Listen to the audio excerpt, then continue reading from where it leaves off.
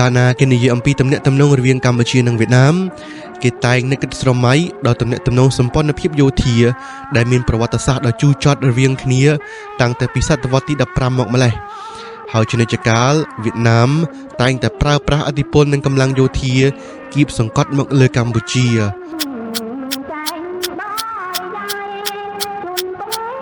ចំណែកកម្ពុជាដែលកំពុងធ្លាក់ចុះទន់ខ្សោយស្រាប់ផងដោយសារសង្គ្រាមផ្ទៃក្នុងនិងការឈ្លានពានពីសំណាក់សៀមនិងវៀតណាមរហូតមកជាហេតុធ្វើឲ្យប្រទេសទាំងពីរនេះដែលមានកម្លាំងកងទ័ពខ្លាំងជាងផងបានដាក់កម្ពុជាឲ្យស្ថិតនៅក្រោមឥទ្ធិពលរបស់ប្រទេសជិតខាងទាំងពីរនេះចំណែកនៅក្នុងសម័យអាណានិគមនិយមបារាំងនិងនៅក្រោយសម័យអាណានិគមប្រទេសវៀតណាមកុម្មុយនីសបានព្យាយាមទាក់ទាញកម្ពុជាឲ្យចូលនៅក្នុងចលនាតស៊ូរបស់ខ្លួនទាំងនេះគឺជាកត្តាមួយជំរុញឲ្យកម្ពុជាធ្លាក់ចូលនៅក្នុងភ្លើងសង្គ្រាមជាមួយវៀតណាមរហូតមកវៀតណាមដែលជាប្រទេសកុម្មុយនីសបានប្រើប្រាស់មធ្យោបាយនិងនយោបាយគ្រប់បែបយ៉ាងដើម្បីអូសទាញកម្ពុជាឲ្យធ្លាក់ទៅក្រោមកុម្មុយនីសដើម្បីឲ្យពួកគេងាយស្រួលទាញយកប្រយោជន៍ដ៏សំខាន់បំផុតសម្រាប់វៀតណាមគឺប្រើប្រាស់អ្នកនយោបាយកម្ពុជាឲ្យបម្រើដល់ផលប្រយោជន៍របស់ខ្លួនការសម្លឹងមើលឃើញសង្គមកម្ពុជាដែលកំពុងតែងប់ងល់ទៅនឹងមនោគមវិជ្ជាកុម្មុយនីសវៀតកុងបានឆ្លៀតឱកាសប្រើប្រាស់មន្ត្រីដែលមានអំណាចធំឲ្យប្រព្រឹត្តអំពើពុករលួយពាសពេញប្រទេសចំណែកនៅជុំវិញខេត្តក្រុងកងទ័ពវៀតកុងកំពុងជំរុញនិងបង្ហាត់កងទ័ពខ្មែរក្រហមកុម្មុយនីសយ៉ាងសកម្ម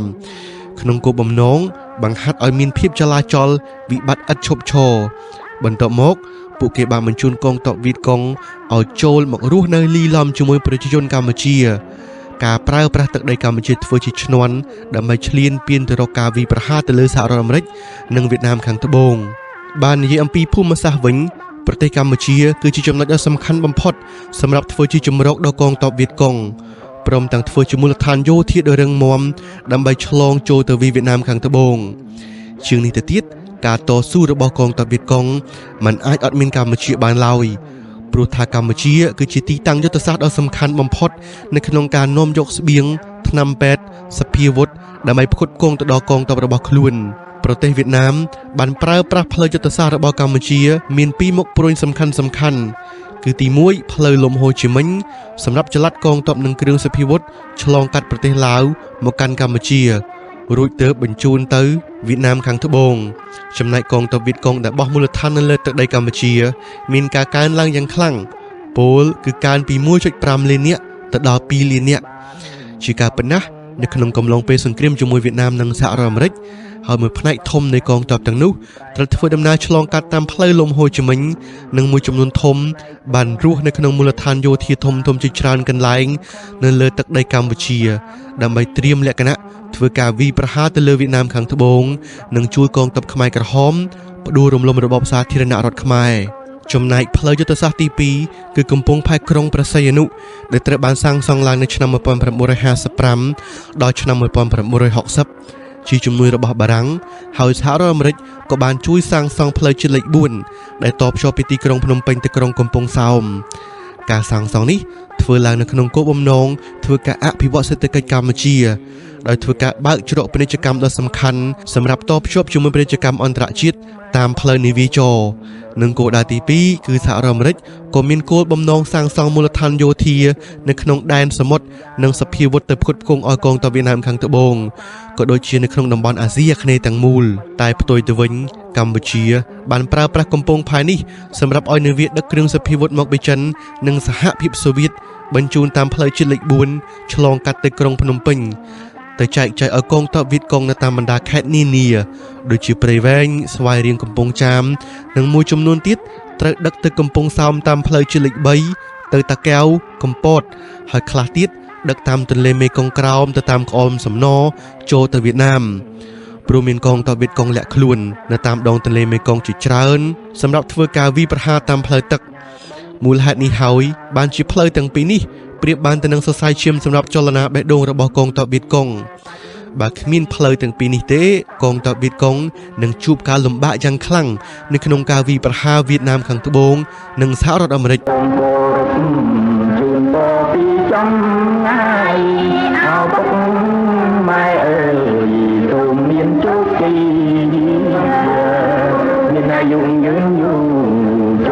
ជាទូទៅគេតែងតែឮសឹងគ្រប់គ្នាទៅហើយនៅឈ្មោះកងទ័ពវៀតមិញនិងវៀតកុង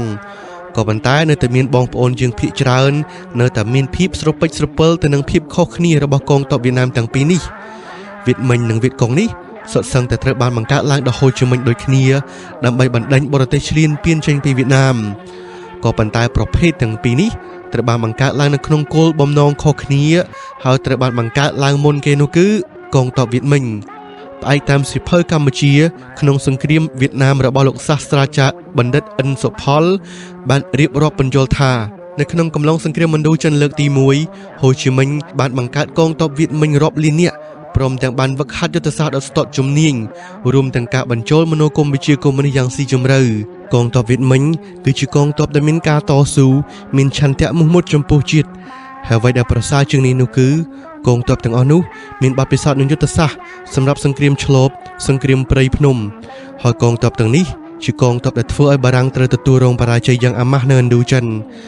គ្រាន់តែគិតមកត្រឹមឆ្នាំ1949ហូជីមិញបានកសាងកម្លាំងកងទ័ពវៀតមិញត្រៀមធ្វើសង្គ្រាមប្រឆាំងទៅនឹងកងទ័ពបារាំង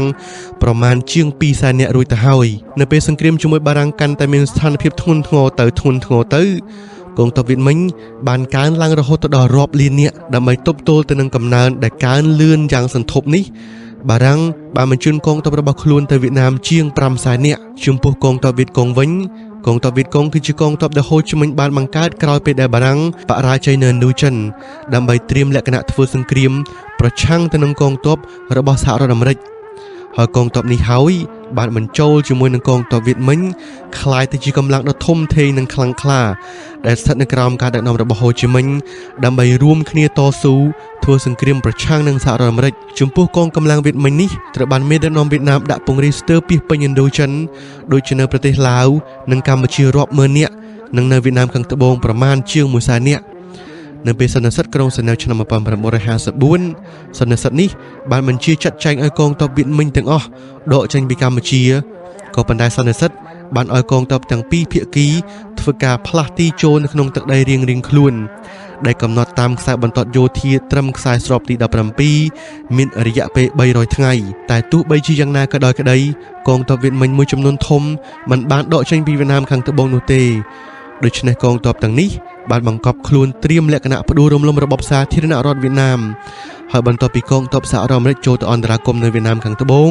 គឺនឹងពេលនោះហើយដែលហូជីមិញប្រើប្រាស់កងទ័ពវៀតមិញទាំងនោះព្រមទាំងធ្វើការជ្រើសរើសកងទ័ពរាប់លាននាក់បន្ថែមទៀតដើម្បីត្រៀមលក្ខណៈធ្វើសង្គ្រាមទ្រង់ទ្រីធំជាមួយនឹងកងទ័ពអាមេរិក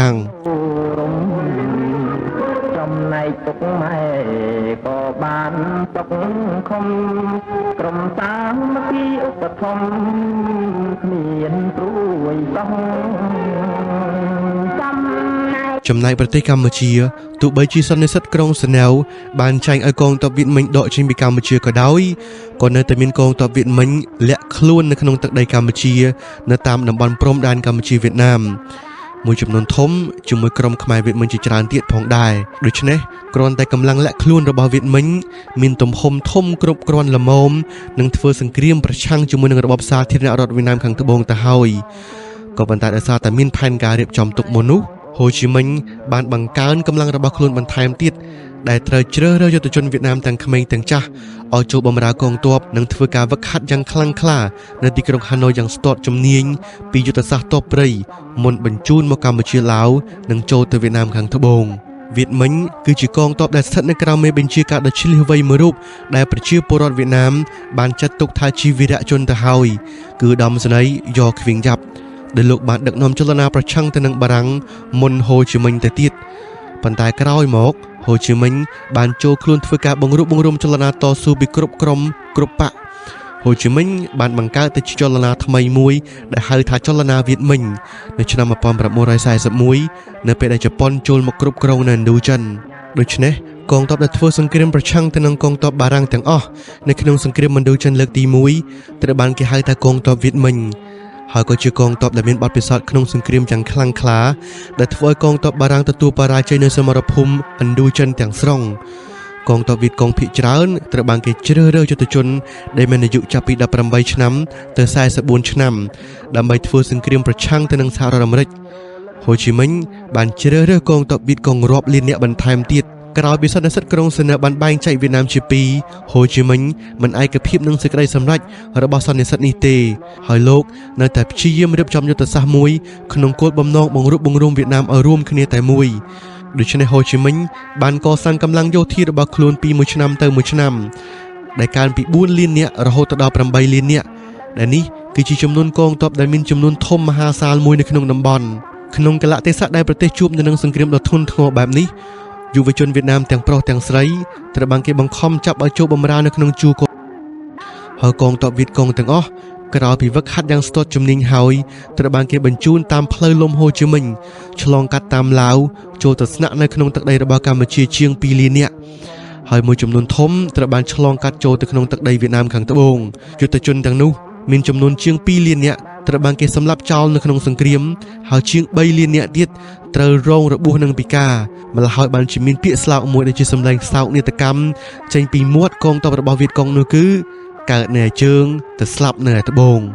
ប្រសិនបើពុកម៉ែបងប្អូនមានបំណងនៅក្នុងការជួយឧបត្ថម្ភគាំទ្រដល់ការផលិតវីដេអូស្រាវជ្រាវអំពីប្រវត្តិសាស្ត្រខ្មែរក្រហមក៏ដូចជាប្រវត្តិសាស្ត្រផ្សេងៗទៀតបងប្អូនអាចធ្វើការបរិច្ចាគនៅខាងក្រោយវីដេអូដែលខ្ញុំបានទម្លាក់ QR ABA នៅខាងក្រោយនេះព្រោះដោយសារតែចំណូលដែលខ្ញុំទទួលបានអំពី YouTube នេះគឺវាតិចស្ដួចស្ដើងមែនតើព្រោះដោយសារនៅក្នុងស្រុកខ្មែរយើងសេដ្ឋកិច្ចរបស់យើងវាមិនស្រូវល្អអញ្ចឹងហើយចំណូលដែលមកពី advertising នេះគឺវាតិចស្ដួចស្ដើងមែនតើបើសិនជាបងប្អូនគិតថាអ្វីដែលខ្ញុំកំពុងតែធ្វើនេះគឺវាបានជាប្រយោជន៍ហើយចង់លើកទឹកចិត្តដល់ការស្រាវជ្រាវបន្តទៀតបងប្អូនអាចធ្វើការបរិច្ចាគតាមរយៈ ABA QR ដែលខ្ញុំបានផ្ញើនៅខាងចុងវីដេអូនេះបាន